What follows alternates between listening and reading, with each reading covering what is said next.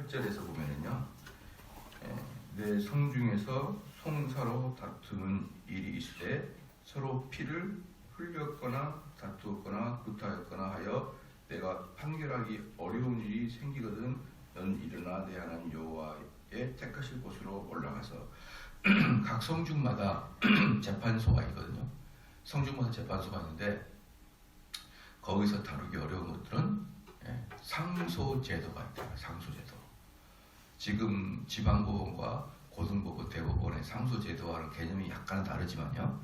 어쨌든 다르지만 지방에서 할 수 없는 그런 성사를 특별히 정한 곳이 어디입니까? 예루살렘. 마지막 8절 마지막 줄에 택하실 곳. 예루살렘에 한마디로 대법원 판결이 있다. 그것을 만들어놨다. 이런 걸 보면은 어떻습니까? 참 과연 이렇게 인간이 이런 아이디어를 낼 수 있을까? 그 과거에 없어요. 왜 그럽니까? 왕말 한마디가 그냥 법인 시대 아니에요. 6천년 전에 그냥 왕이 그냥 하나 그러면 하는 거고 말하는데 이건 뭐 지방법원, 고등법원, 대법원 제도까지 만들어 놓는 게 이 당시 생각이 됩니까? 안 되는 거잖아요. 어제 어떤 일이 있었습니까? 김정은이가 고위급 회담 안 하겠다. 그럼 백날 협의하고 합치를 봐도 어때요? 안 해. 그러면 끝나는 거예요. 그럼. 이게 뭡니까? 왕조시대의 특징입니다. 왕조시대의 특징. 왕 한마디, 야 오늘 기분 나빠 나 안 할래. 그러면은 온 백성이 그냥 안 하는 거예요. 그냥. 그런 왕들만이, 그런 절대 권력을 지니고 있는 왕만이 살았던 시대가 바로 이 시대잖아요. 전체가, 지구 전체가. 근데 그때 당시에 이렇게 지방법원, 법원, 고등법원의 제도를 만들어 놓는다. 이것은 어때요? 인간의 아이디어는 아니다. 하나님의 계시와 것이지 인간의 아이디어는 아니다. 여러분들이 이런 작은 것에도 보면요, 그 당시 상황과 지금 우리들의 시각으로 보면 당연한 것이지만 그 당시 시각으로 본다 그러면 엄두도 못 낼 그러한 이야기들이에요. 상소 제도를 했고, 그 다음에 이제 특별히 이제 서로 피를 흘렸거나 다투거나 구타했거나, 이것은 뭐냐면 심각한 형사 제도예요. 형사법. 그리고 그것에 의한 보상 제도, 이것들을 대법원에서 다뤘다. 특별히 뭡니까? 어떤 위증, 뭡니까? 강력한 죄가 아니라 뭐예요? 판결하기 어려운 거. 그 중에서 형사소송법 중에서 아주 판결하기 어려운 거, 애매한 거예요. 근데 솔로몬이 했던 그 재판 있잖아요. 그런 재판은 뭐 어때요? 뭡니까? 아주 강력한 죄라기보다는 어때요? 판결하기 어려운 것이잖아요. 그런 어려운 것들은 예루살렘에 있는 법원으로 가져와서 송사하라. 9절 말씀. 레위 사람 제사장과 당시 재판장에게 나아가서 물으라. 그리하면 그들이 어떤 판결을 내리게 내게 가르치리니. 누굽니까? 제사장과 재판장이 있는 것입니다. 제사장과 재판장. 그게 나중에 이게 신약이 뭐가 됩니까? 예루살렘 공의회가 되고요. 예루살렘 공의회는 다른 말로 사두개인입니다. 사두개인. 그래서 사두개인이 뭐예요? 예루살렘에서 입법과 행정을 같이 하는 것입니다. 그러니까 지금 나중에 이 9절에 나와 있는 레위 사람 재판장과 당시 레위 사람 제사장과 당시 재판장, 이렇게 말해져요. 이게 나중에 뭐가 된다고요? 사두개인. 이게 뭡니까? 입법과 행정을 같이 하는, 입법과 행정을 같이 하는 아주 놀라운 그 막강한 권력의 된 게 바로 여기 지금 이제 모세가 말하는 것이고, 나중에 이게 예루살렘 공의회가 된다. 그 다음에 10절에 여호와께서 택하신 곳에서 그들이 내게 보이는 판결의 뜻대로 네가 행하되 무릇 그들이 네가 가르치는 대로 삼가 행하리니, 곧 그들이 네가 가르치는 법률의 뜻대로 그들이 내게 고하는 판결대로 행하는 것이요 그들이 내게 보이는 판결을 어기어서 좌로나 우로나 치우침할 것이나. 뭡니까? 그 판결이 최종적이다. 최종적.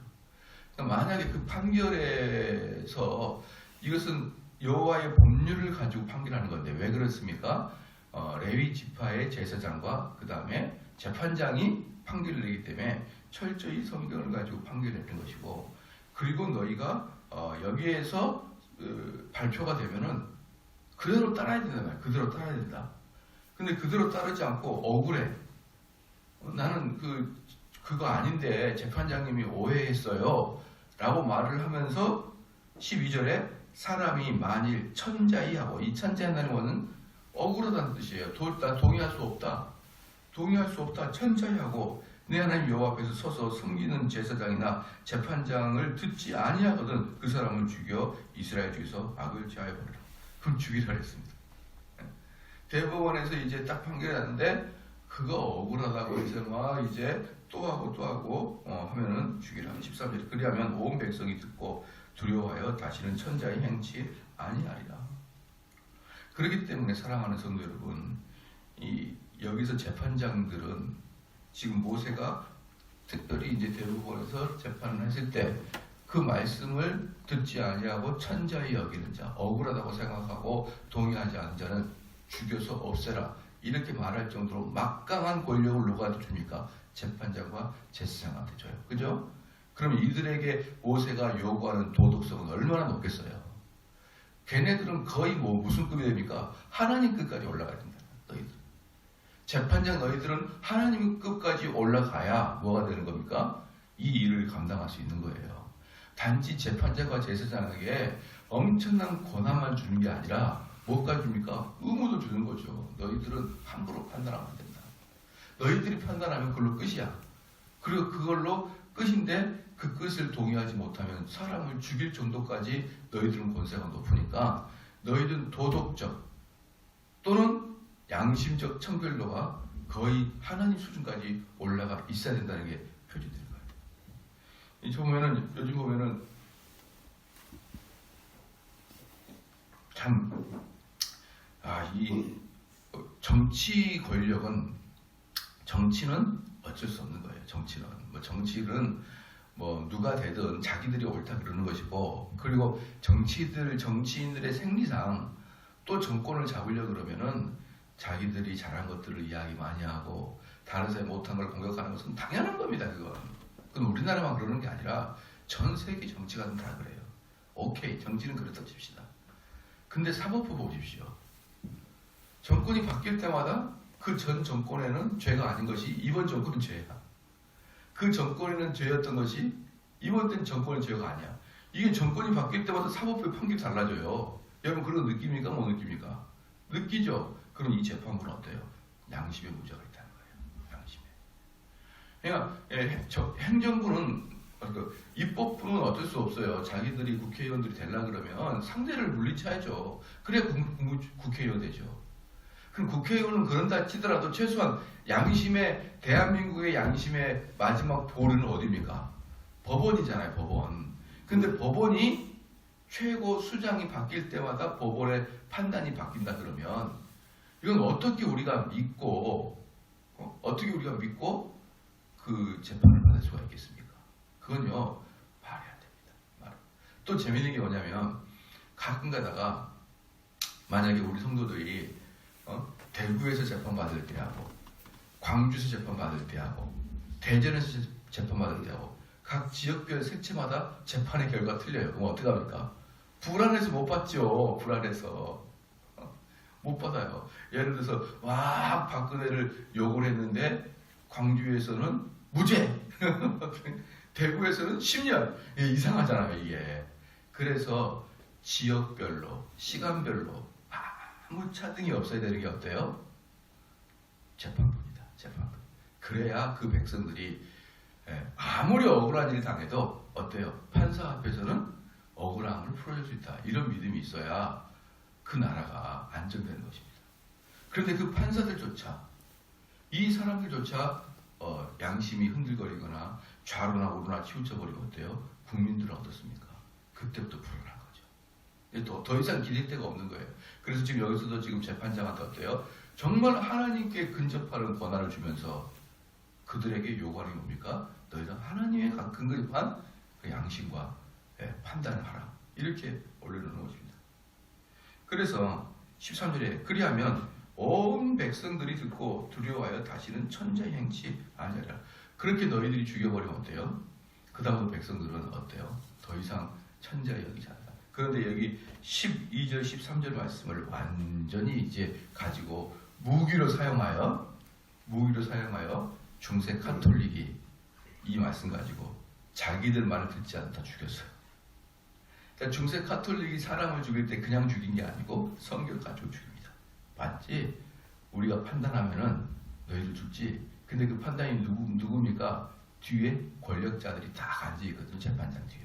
중세 유럽 때. 그러니까 한마디로 성경에 나와 있는 권세는 딱 차지하고 성경에 나와 있는 의무는 나몰라라예요. 나몰라라. 그래가지고 어마어마하게 많은 사람을 죽이는 성경 구절이 이겁니다. 여러분. 어마어마하게. 네. 얼마나 성경을 가지고 자기의 편의대로 아전인수격으로 자기 권세를 유지하려고 그렇게 성경을 활용하는 경우가 얼마나 많습니까? 얼마나 많아요. 근데 사실은 이 말씀은 뭡니까?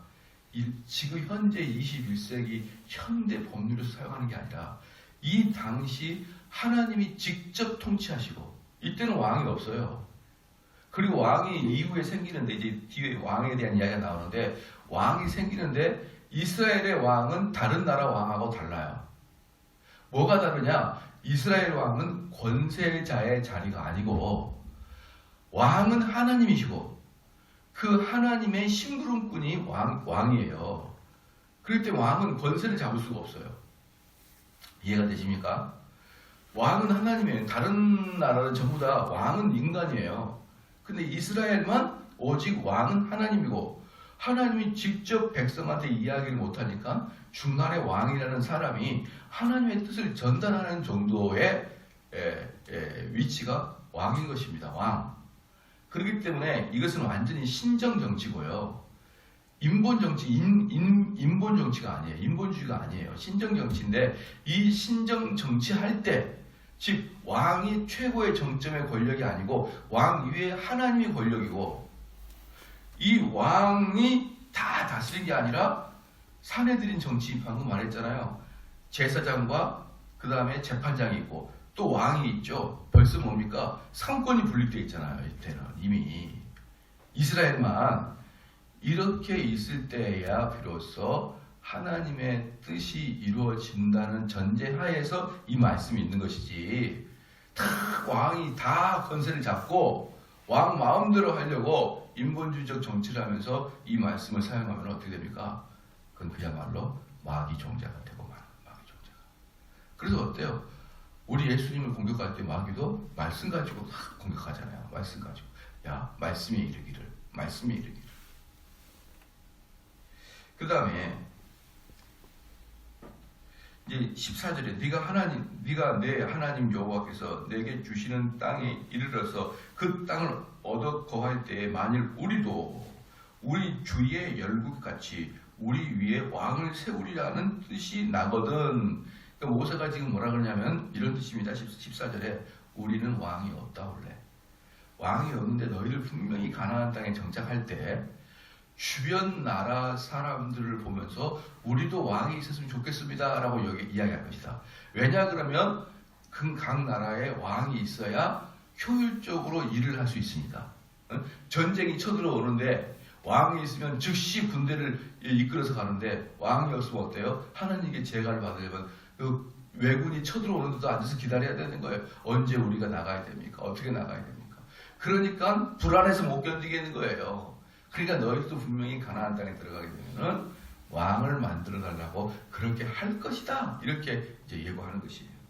15절에 그렇다 그런다면 왕이 있으면 안 되는데 만약에 왕이 있다 그런다 그러면 어떻게 되냐? 반드시 내 하나님 여호와의 택하신 자를 내 위에 왕으로 세울 것이며 택하신 자가 오니까 이스라엘 12지파 중에 하나님 믿는 자 중에 여호와의 율법을 가지고 있는 자 중에 그 중에 왕을 세우라는 것이에요. 절대로 하나님 믿지 않는 자를 왕으로 세우지 마라. 이스라엘 12지파 바깥에 있는 사람, 그 사람이 행해한 무슨 애굽에서 큰 군대 장관하고 로마에서 엄청난 위치를 차지해서 우리나라를 잘 다스릴 것 같은 그런 사람도 뭐하지 마라? 왕으로 세우지 마라. 왕으로 세우지 마라. 옛날에 한번 그런 적이 있었어요. 하도 교단이 어려워가지고 교단이 어려우니까 그래서 교단이 막 싸움이 난 거예요. 총회가 싸움이 나니까 야 이제 우리가 맨날 목사님만 총회장 하지 말고 이렇게 맨날 싸우니까 진짜 교회법을 잘 알고 교회법을 잘 알고 교회에 사심이 없는 안수 집사 중에 변호사 한 명이 총회장 역할을 한 1년 동안 한 적이 됐습니다. 그 말은 그럴듯해요. 이 지금 총회가 혼란스럽고 이거 이러니까 법을 잘 아는 안수 집사가 딱 1년만 한시적으로 총회장을 하자. 여러분 말도 안 되는 소리예요. 말도. 그가 아무리 법을 잘하고 아무리 사심이 없어도 전문 신학적 지식이 없는 일반 집사님들이 어떻게 총회를 다룹니까? 그래서 그게 한번 했나 아니면은 그 안건만 나왔다가 취소가 됐나 모르겠지만 그런 식의 아이디어예요. 만약에 이스라엘이 정말 그 가나안 땅에서 강대국이 되기 위해서 어때요? 애굽의 군대 장관 출신이나 그러죠?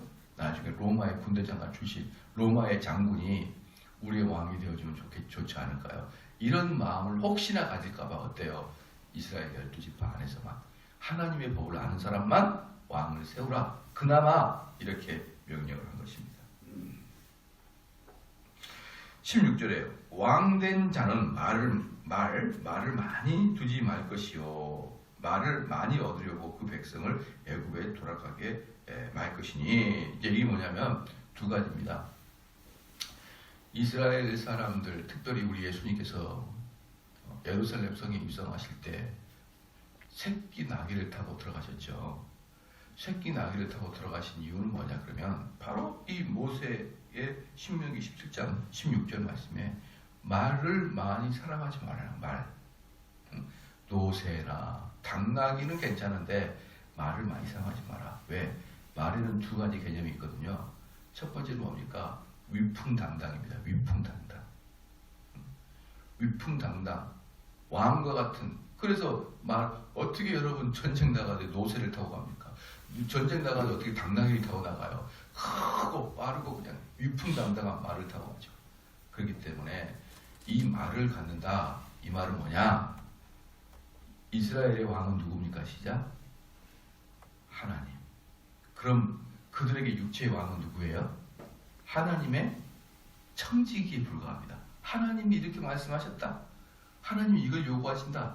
그러니까 이스라엘 왕에게는 요구가 되어지지 않는 게 위풍당당함이에요. 위풍당당함은 누가 가진 거예요? 왕이 가지잖아요. 그럼 이스라엘 왕은 뭡니까? 위풍당당하면 안 돼요. 그럼 자기가 권세 있는 왕이라고 착각합니다. 그러니까 말에는 첫 번째 개념이 뭡니까? 권세자, 위풍당당함. 이것을 추구하지 말라는 거예요. 이스라엘 왕은. 여기서 단지 말을 많이 가지지 마라. 이 말은 뭐라고요? 위풍당당한 다른 이방인들의 왕처럼 네가 그렇게 스스로 높아지지 마라. 너는 그냥 한낱 창고지기에 불과해. 창고지기 불과해. 옛날에 저희가 아현동에 교회를 살 때 아현동에 교회를 아주 허름한 교회를 샀어요. 건물을. 그때도 그 건물이 하도 허름해서 건물값을 안 받고 땅값만 받아서 우리가 산 거거든요. 들어가가지고 교회가 됐는데 그 교회가 원래 뭐냐면 두산 알죠? 옛날에 두산에서 옷을 만들었어요. 옷. 여러분이 알지 모르겠어요. 두산에서 옷을 만드는데 그 옷을 만들기 위해서 옷감을 저장한 창고예요. 그 큰 전체가. 그럼 그 창고지기가 뭐 대단합니까, 여러분? 그 창고지기가 나는 두산 회장이야 이러니까 우리도 얼마든지 가가지고 이봐요 김씨 아저씨 이렇게 했었어요. 그 두산 창고지기한테 뭐 자기가 위풍당당해요. 아무도 그 사람을 위풍당당하게 인정하지 않아요. 단지 창고지기예요. 창고지기. 이스라엘 왕이 딱 그래요. 너희 중 위풍당당함, 교만함 필요 없어. 왕과 같은 어떤 멋진 사열 필요 없어. 너희는 단지 창고지기에 불과해. 이게 말을 두지 말라 이 뜻입니다. 말을 두지 말라. 말을 두지 두 번째 뜻이 뭐냐면 명품의 말을 그때 당시에 명품 말을 찾아내기 위해서는 어디로 가야 되냐? 이집트 즉 애굽으로 가야 돼요. 여기 보면은 뭐라고 하셨습니까? 16절에 왕된 자는 말을 많이 두지 말 것이요 말을 많이 얻으려고 그 백성을 무엇으로? 애굽으로 돌아가게 말 것이니 또다시 애굽으로 돌아가서 애굽과 뭡니까 물물교환 교제하기 시작하면서 애굽의 물을 먹을까봐 단절시키는 겁니다. 단절. 그래서 말을 많이 두지 마라. 이것은 너희들 왕이 어떤 존재인지 깨달아라. 첫 번째. 두 번째, 너희들은 이런 걸 근거로 또 애국과 교통하고 그러지 마라. 그래서 말을 딱 금지시킨 것입니다. 그렇죠? 이는 여호와께서 너에게 이르시기를 너희가 이후에는 그 길로 다시 돌아가지 말 것이니라 하였으며 17절에 아내를 많이 두어서 그 마음에 미혹되게 말 것이며 아내를 많이 둔다는 말은 또 두 가지예요. 첫 번째, 왕이 국정을 살피지 않고 향락에 빠지는 것을 이야기합니다. 국정을 살피지 않고. 두 번째는 뭐냐 그러면 이때 왕이 왜 이 여자들을 많이 들여 결혼했느냐. 향락을 즐기기도 원했지만 그래서 자기가 원하는 여자를 제 여자를 오늘밤 나의 숙청을 들게 하라 뭐 이렇게 하는 거 있잖아요. 자기의 성욕을 추구하기를 원하지만 또 하나 뭐냐 그 지역의 다른 지역의 족장들의 딸이나 왕의 딸 또는 공주들과 정략적 결혼을 맺는 거예요. 정략적 결혼. 그게 뭡니까? 왕이 돼서 벌써부터 어때요? 하나님의 법도를 따르지 않고 주변에 있는 나라와 정략을 맺어서 다른 나라 왕과 똑같이 정치하려고 하는 거 하지 말아야 합니다. 두 가지예요. 두 가지. 향락에 빠지지 마라. 다른 나라 왕처럼 너희들이 그렇게 정당한 정략 정치로 하지 마라. 그 다음에 아내를 많이 둬서 그 마음이 미혹되게 말 것이며 은금을 자기를 위하여 많이 쌓지 마라. 은금을 쌓는데 누구를 위해서입니까? 자기를 위해서. 이 자기가 누굴까요? 시작. 은금을 쌓는데 자기를 위해서 쌓지 말라. 그럼 자기가 누굴까요? 여기서 왕입니다. 왕. 그러니까 왕이 국가 창고에다가 은금을 많이 쌓지 말라. 이 말은 뭐냐 그러면 너 개인의 안달을 위해서, 너 개인의 자신의 어떤 뭡니까 기쁨을 위해서 세금 많이 걷지 말라는 거예요. 세금 많이 걷지 말라. 여러분들이 돈 좀 있으시나 모르겠네요. 돈 좀 있으시나 모르겠습니다. 여러분 돈을 많이 벌어가지고 자손에게 여러분 재산을 물려주면 세금이 몇 프로 나오겠습니까? 세금이 제가 다음에 자료를 드리겠는데 내가 돈을 벌어서 내 자손에게 주는 세금을 상속세라고 해요. 상속세. 알겠죠? 상속세. 이 상속세가 전 세계에서 제일 높은 나라가 일본입니다. 일본. 55%. 내가 100만 원이 있으면 내 이 100만 원을 자녀한테 물려주려면 55만 원을 국가에다 세금을 내야 돼요. 55%. 2등이 어딘지 아십니까? 2등이 한국이에요. 50%. 여러분이 가지고 있는 거 반을 국가에 내고 자녀한테 물려줘야 돼요. 미국 40%. 그 다음에 밑으로는 선진국 쫙 25%, 20%, 심지어 스위스, 덴마크, 핀란드 0%입니다. 0%. 저한테 자료 있어요. 우리 한국 지나치게 세금 많이 걷어요. 아닙니까 여러분? 정말 못마땅해요. 저는. 아마 상속세 더 높이려고 그럴걸요? 왜 상속세를 이렇게 높이려고 하는지 아십니까? 남 잘되는 걸 못 보겠거든. 우리나라 백성들은.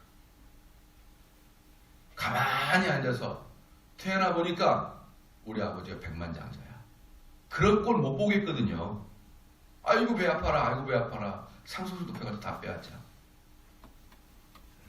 이게 뭡니까? 근데 스위스 같은 경우 핀란드, 덴마크 0%예요. 0%. 상속세 하나도 없습니다. 우리는 상속세를 당연히 여기지만 우리가 쏟고 있다. 저를 여러분 국회의원을 뽑아주십시오. 상속세를 10%로 제가 만들어 드릴 테니까. 어떻게 좀 뽑아주겠습니까? 아, 네, 국회의원 나가야 되겠네, 정말. 그래서 여기 보십시오. 은금을 많이 쌓아놓지 마라, 국가에다가. 얼마나 국가에 지금 돈이 많은 줄 아십니까? 국가에 돈 많이 그걸로 뭐예요? 쓸데없는 짓 하는 거예요, 쓸데없는 짓. 왜 그렇게 시민들의 여러분 생각해보세요. 일평생 그냥 불철주야 일을 해가지고 이 돈 내 자손한테 물려준대. 그게 뭐 얼마나 큰 죄라고. 얼마나 큰 죄라고. 그 50%나 뺏어갑니까? 이런 국가에서. 아마 제가 이걸 가지고 나가면은 좀 어떻게 상속세 0% 추징 그러면 저를 좀 뽑아줄래나? 근데요 너무합니다. 너무해요.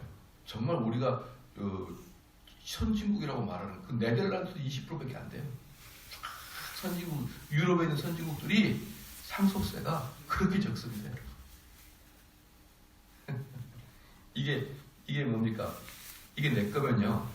이게 내 거면 요걸 내가 마음대로 처분할 수 있어야겠죠. 그죠? 그러면 내가 이걸 내 자녀한테 마음대로 줘야 이게 뭐예요? 내 거예요. 근데 이걸 내가 마음대로 주려고 하다 보니까 국가에서 50% 가져가잖아요. 이게 바로 사적 재산을 인정하지 않는 나라입니다. 우리나라 정확히 보면 사적 재산의 인정은 상당히 금해요. 우리는 다 돈 벌면 내 것 같죠? 천만의 말씀이에요. 내가 많이 돈 벌면 많은 부분 국가 거예요. 이게 바로 자유민주주의 국가에서 우리도 모르는 사이에 우리의 사적 재산을 보호받지 못하고 있는 상태입니다. 정말 답답해요. 여기 보면은 어때요? 여기 17절에 보니까 은금을 많이 쌓아두지 말라. 세금 과도하게 걷지 말라. 백성들 세금 때문에 허리 휘게 하지 마라. 자, 그 다음에 18절 말씀에 그가 왕위에 오르거든 레위 사람 제사장 앞에 보관한 이 율법서를 등사하여. 그러니까 뭡니까? 레위 사람 제사장 앞에. 그러니까 성경의 원본은 어디 있습니까? 성전 안에. 그럼 왕궁에는 원본이 있으면 안 되니까 어때요? 등사하여, 즉 사본을 항상 왕실에 두어라. 왕실에. 자, 이것은 다시 뭘로 갑니까? 아까 맨 위에 배웠던 뭐예요? 12지파 안에서 하나님 율법을 아는 자만이 왕을 뽑아라 이렇게 했죠. 그러면 그것에 대한 흔적이 뭡니까? 18절에 뭐예요? 율법을 등사하여서 왕실 옆에 둬라. 19절에 평생에 자기 옆에 두고 읽어서 그 하나님 여호와 경외하기를 배우며. 이거 뭡니까? 왕 네가 할 것은 뭐예요? 정책 연구한 게 아닙니다. 무엇을 합니까? 하나님의 뜻을 알아라. 그게 네가 할 것이다. 여호와의 경외하기를 배우며 이 율법의 모든 말과 이 규례를 지켜 행할 것이니. 왜? 네가 왕이 아니니까. 너는 단지 심부름꾼이니까. 그럼 네가 해야 될 일이 뭐냐? 하나님의 뜻만 아는 것이 네 일이야. 이게 딱 20절에 그리하면 그의 마음이 그 형제 위에 교만하지 아니하고. 그러니까 이스라엘 왕에게 주어질 가장 첫 번째 뭡니까? 교만하지 말라는 거예요. 교만하지 말라. 근데 너희가 성경을 읽으면 교만하지 않게 될 것이다. 이 명령에서 떠나 좌로나 우로나 치우치지 아니하리니. 좌로나 우로 치우치 보니까 자기의 이권에 따라, 권세에 따라, 자기한테 잘하는 사람한테는 잘해주고 못한 사람 못하고 이런 불안당 같은 짓 하지 마라. 너희는 그럴 권세가 없다. 이 명령에서 떠나리니 이스라엘 중에서 그와 그의 자손의 왕위에 있는 날이 장구하리라. 그러면 내가 그 왕을 오랫동안 쓰겠다는 거예요. 오랫동안 쓰겠다. 근데 여러분, 이 지금 17장의 말씀, 이 모세가 하신 이 말씀이 이스라엘에서는 거의 지켜지지 않습니다. 거의. 왕을 뽑고 난 다음에. 그래서 초대왕 사울, 두 번째 다윗, 세 번째 솔로몬. 이스라엘 왕이 그래요. 그리고 이 3대 왕이 딱 끝난 다음에 솔로몬의 아들 르호보암, 솔로몬의 가장 사랑하는 제자 르호보암, 여로보암, 이 두 명이 북이스라엘, 남유다로 딱 남북이 분단됩니다. 왕이 3대째 딱 될 때, 솔로몬이 끝날 때 이스라엘이 끝나버려요. 참 너무나 안타깝죠. 그리고 남북 이스라엘이 합쳐지지 않아요. 그 다음부터. 누구 때문입니까? 시작. 여로보암과 르호보암의 왕에 대한 욕심 때문에. 그때부터는 왕이 단 한 번도 하나님 보시기에 선한 일을 하지 않습니다. 왜 여러분이 다 이스라엘 사람 11기 상 보고 11기 하 보고 그렇죠? 역대기 보고 이러면은 괜찮은 왕들이 있어요. 나라를 확장시키고 다윗이나 솔로몬 어때요? 나라를 확장시키고 그들을 잘 살게 하고 그렇죠? 그들을 잘 살게 하고 적군용은 잘 물리치고 많은 왕들이 그렇습니다. 그런데 그 왕들을 하나같이 하나님이 평가하기에 나쁜 놈 이렇게 평가합니다. 왜 그럴까요? 시작.